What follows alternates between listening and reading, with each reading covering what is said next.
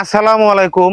আমি আজকে যে বিষয়টা নিয়ে কথা বলবো সেটা হচ্ছে কুরবানির বিষয়। আমরা যারা বড় লোক আছি, যারা কুরবানি দেওয়ার মতো সমর্থ আছে, তারাই কিন্তু আমরা সমাজে কুরবানিটা দিয়ে থাকি।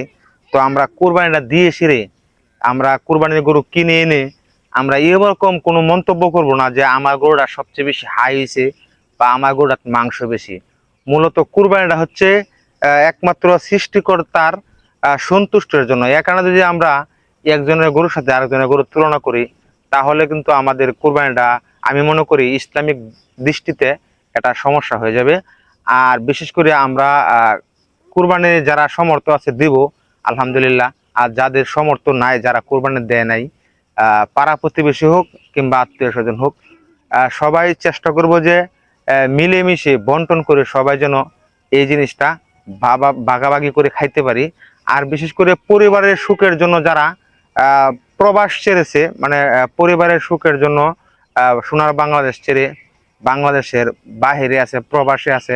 প্রবাস জীবনটা আসলে খুবই কষ্টের জীবন। প্রবাসীরা হাজার কষ্টের মাঝে থেকেও কিন্তু আমাদেরকে প্রবাস থেকে রেমিটেন্স পাঠায় বা টাকা পাঠায় পরিবারের সুখের জন্য। সবাই সবার জন্য দোয়া করবেন যে সমস্ত প্রবাসী যারা ভাই বোনেরা আছে, সবাই যেন সুখে থাকতে পারে।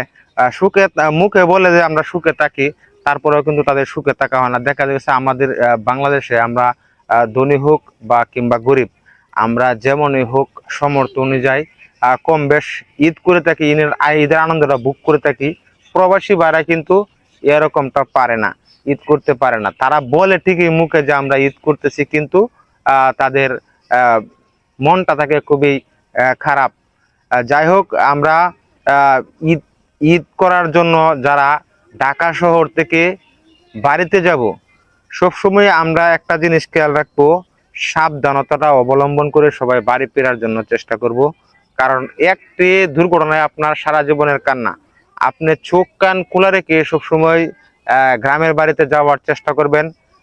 আপনার জন্য কিন্তু আপনার বাপ মা পরিবার আত্মীয় স্বজন আপনার অপেক্ষায় বসে আছে। আপনি বাড়িতে যাবেন, আপনাকে নিয়ে ঈদ করবে, বা আপনিও যাবেন, আপনিও তাদের অপেক্ষায় আছেন, আগ্রহে আছেন, অপেক্ষায় আছেন যে আমিও বাড়িতে যাই, সেরা আমি পরিবার নিয়ে ঈদ করব।